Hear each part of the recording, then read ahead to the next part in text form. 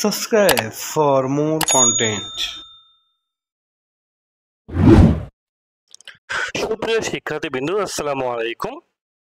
আজকে আমি আপনাদের সামনে যে বিষয়টি নিয়ে আলোচনা করব সেটি হলো গসাগু এবং লসাগু বের করার জন্য প্রোগ্রাম, অ্যালগরিদম এবং ফ্লোচার্ট। তো প্রোগ্রাম বোঝার আগে আমাদের একটু একটা বিষয় জানতে হবে, যে সূত্রটা জানতে হবে আসলে আমরা কিভাবে আসলে গসাগু বা লসাগুটা বের করব। প্রথমে সাপোজ 60 একটা নাম্বার এবং 24 একটা নাম্বার, এই দুটা নাম্বারের ভিতর থেকে আমি গসাগু নাম্বারটা বের করব। কি বের করব? গসাগু নাম্বারটা বের করব অথবা লসাগুটা বের করব। বের করার জন্য একটা ফর্মুলা আমাকে ইউজ করতে হবে। আমরা নর্মাল ফর্মুলাগুলো জানি। তো সাপোজ এখানে n1 ইকুয়াল টু আমি ধরবো 60 আর n2 ইকুয়াল ধরবো হলো আমরা 24। এই দুটো সংখ্যা ধরার পরে আমাকে যে সূত্রটা ইউজ করতে হবে সেটা হলো রিমাইন্ডার অনুযায়ী। Suppose n1 percentage n2 equal r, এটা আমার সূত্র। সেই সূত্রটা হলো n1, দ্যাট মিনস n1টা কত? n1টা হলো 60, আগে আমি পার্সেন্টেজ করছি কত দ্বারা? 24 দ্বারা, n2 দ্বারা। n2 ভ্যালু যেহেতু আমার 24, 24 দ্বারা আমরা পার্সেন্টেজ করছি। এখন এখানে আমার এই যে আর লিখছি, আরটা হলো রিমাইন্ডার হতো কি? আর হলো রিমাইন্ডার, দ্যাট মিনস আর হলো ভাগ শেষ। আমার ভাগ শেষ যেটা থাকবে সেখানে আর এখানে বসবে। এখন 60কে আমরা 24 দ্বারা ভাগ করলে কত হয়? 60কে আমরা 24 দ্বারা যদি ভাগ করি তাহলে আসলে আমাদের কত আসে সেটা একটু দেখতে হবে। 60কে 24 দ্বারা ভাগ করলে হয় 48, আর রিমাইন্ডার থাকে কত? 12। রিমাইন্ডার কত থাকে? তারপরে ভাগশেষ থাকে হলো 12। এখন এটা হলো মূলত বিষয়। আমাদের যে কাজটা করতে হবে, এই যে n1 এর ভ্যালুটা আছে, n2 এর ভ্যালুটা আছে, সেই ভ্যালু আবার পরবর্তীতে আমাকে নিয়ে আসতে হবে। এই যে n2 এর ভ্যালুটা n1 এ আনতে হবে, দ্যাট মিনস এখানে আনতে হবে কত? 24। আর এই আর এর ভ্যালুটাকে নিয়ে আসতে হবে কোথায়? n2 তে। তার মানে কি এখানে আসবে, এটা নিয়ে আসার পরে আবার পার্সেন্টেজ করতে হবে। এখানে ভাগ করার পরে কত থাকে? 12 দুগুণে কত হয়? 24। তার মানে কি ভাগশেষ থাকছে? ভাগশেষ আমার থাকছে না, ভাগশেষ এখানে কত হবে? 0 হবে। ভাগশেষ কত হবে? 0 হবে। আবার আমরা পর্যায়ক্রমে n2 এর ভ্যালু n1 এ আনবো, তারপর দ্যাট মিনস 12টা আসবো আমরা হলো এখানে, আর r এর ভ্যালুটা আনবো আমরা হলো এখানে। ঠিক আছে? তার মানে এখানে কত আসতেছে? এখানে কত আসতেছে? এখানে যদি আমি 12কে আমি 0 দ্বারা পার্সেন্টেজ করি, যেটা আসে, আবার 0ই আসুক বা যেটাই আসুক না কেন, আমার দরকার হলো n2 এর ভ্যালু। কি দরকার? n2 এর ভ্যালুটা দরকার। আমাদের কন্ডিশনটা এমন হবে যে n2 এর ভ্যালু যতক্ষণ না পর্যন্ত 0 হবে, প্রোগ্রামিং ভাষায় n2 এর ভ্যালু যতক্ষণ না পর্যন্ত 0 হবে ততক্ষণ পর্যন্ত এই লুপটা চলতেই থাকবে। কি লুপ চলতে থাকবে? সেটা হলো আমরা কি করলাম দেখো, এখানে 24টাকে কোথায় নিয়ে আসলাম? n1 এ নিয়ে আসলাম। তার মানে কি n2 এর ভ্যালু আমি n1 এ রাখতেছি। তার মানে n1 এর 2 এর ভ্যালুটা আমি n1 এ রাখতেছি, এই n1 এ আমি রাখতেছি। আবার এখানে কি দেখো, এখানে যে আর এর ভ্যালু এখানে কত ছিল? 12 কিন্তু n2 তে আনছি। তার মানে n2 ইকুয়াল হলো r। এটা হলো আমার ফর্মুলা। ফর্মুলাটা মেইন কি, আমি n1 এবং n2 কে কি করছি? মডুলাস করতেছি, দ্যাট মিনস এরকম করতেছি, মডুলাস করতেছি। n1 পার্সেন্টেজ n2 রিমাইন্ডার, এরকম করতেছি না? তার মানে এই ভ্যালুটা n1 এর ভ্যালুটা, n2 এর ভ্যালুটা আমি n1 এ আনতেছি না, n1 ভ্যালুটা এভাবে লিখতেছি। আবার আর n2 তে এই n2 এর ভ্যালু সেটা n1 এ আনলাম, আর r এর ভ্যালু কোথায় আনলাম? r এর ভ্যালু আনলাম হলো n2 তে, দ্যাট মিনস n2 ইকুয়াল হলো r। এটা হলো, এইটা যারা না বুঝবে তারা কিন্তু প্রোগ্রামটা ঠিক মতো করতে পারবেন না। তাহলে আমি চলে যাও, এবার আমি যাব হলো আমার অ্যালগরিদম একটু যাই রাইট সাইডে, অ্যালগরিদমটা কি? অ্যালগরিদমটা হলো যে step by step procedure for solving a problem. আমার কন্ডিশনটা কি থাকলো?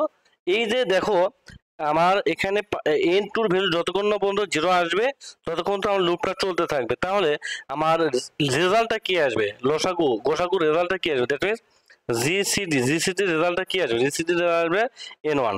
এই n1টা আমার রেজাল্ট আসবে, দ্যাট মিনস n1 n1টা আমার হবে জিসিডির রেজাল্ট। এটা আমি জিসিডি গেলাম।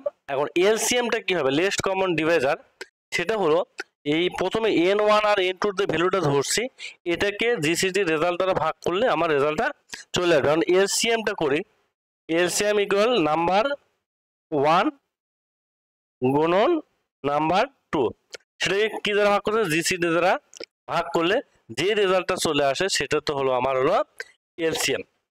আমি দুটারই অ্যালগরিদম একসাথেই করব। প্রথমে একটু দেখো যে স্টেপ 1 আমি স্টার্ট করছি। স্টার্ট করার পরে আমি ইনপুট হিসেবে কি দিচ্ছি, নাম্বার 1। স্টেপ 2 তে আমি ইনপুট নিচ্ছি টেক ইনপুট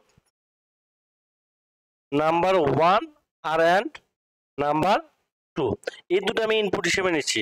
আমার কন্ডিশনটা কি ছিল, হোয়াইল যতক্ষণ পর্যন্ত কি n2 ভ্যালু কিনে আসবে, n2 ভ্যালু যতক্ষণ পর্যন্ত জিরো না আসবে, যতক্ষণ পর্যন্ত জিরো না হবে ততক্ষণ পর্যন্ত আমাকে কন্ডিশনটা চালিয়ে যেতে হবে।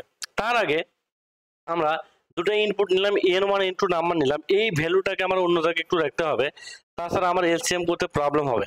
তাহলে স্টেপ 3তে এই n1 এর ভ্যালু অন্য একটা জায়গায় রাখতে হবে, দ্যাট মিনস আমাকে ভেরিয়েবল ধরতে হবে।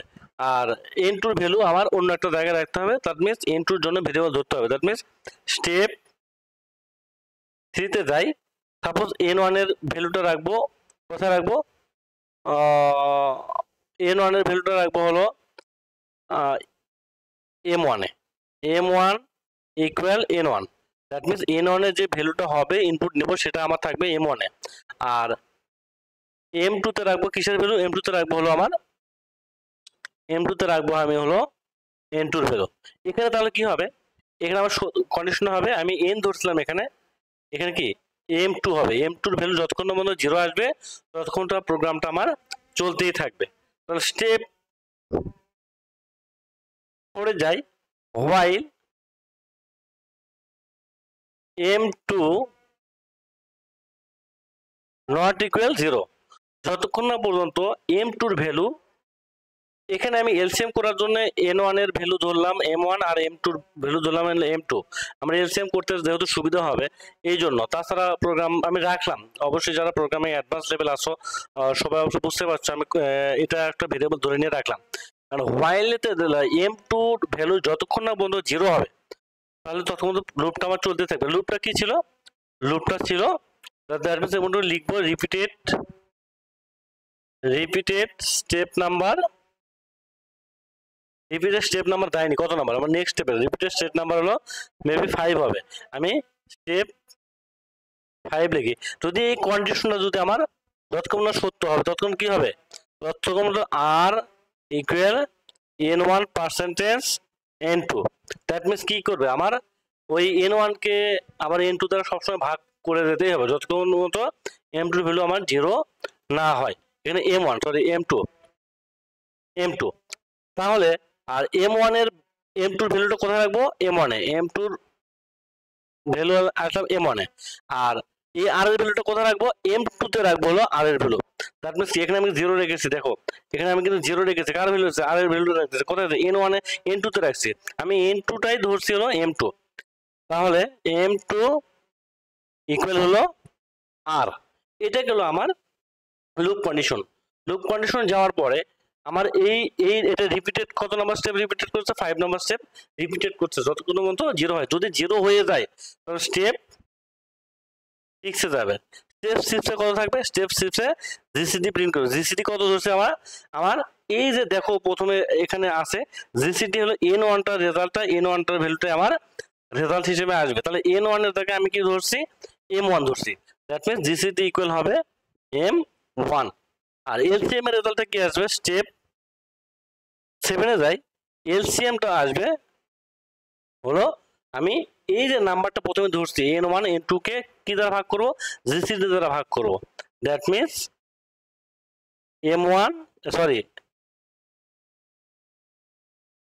N1 into N2 divided GCD. তো অনেকেরই প্রশ্ন দেখা যাচ্ছে যে M1 N2 একটু গরমিল করে ফেলে দিলাম, তা না, আমি আগের যে ভ্যালু আছে Subscribe সেই for more ভ্যালুকে আমার content. জিসিডি দ্বারা ভাগ করলে আমার এলসিএমটা চলে আসবে। আর পরবর্তীতে যেহেতু এখানে আমার N1 N2 এর ভ্যালু চেঞ্জ হয়ে যাবে, যে M1 M2 এই জন্য ধরলাম যে কন্টিনিউয়াসলি ভ্যালু কিন্তু আমার চেঞ্জ হয়ে যাবে, তখন লাস্ট ভ্যালু নিয়ে কাজ করলে এলসিএম এর রেজাল্টটা আসবে না। ঠিক আছে, আমি এই ভ্যালুগুলো ধরে নিচ্ছি, তার মানে এলসিএম এর রেজাল্টটা চলে আসলো। স্টেপ 8-এ যায় একটু। স্টেপ 8-এ আমার কি প্রিন্ট করবে, জিসিডিটা প্রিন্ট করবে আর কি এলসিএম প্রিন্ট করবে। তার মানে কি প্রিন্ট জিসিডি অ্যান্ড এলসিএম, প্রোগ্রামটা স্টপ হয়ে যাবে। স্টেপ 9 হলো স্টপ। এই প্রোগ্রামটা আমার হয়ে যাবে স্টপ।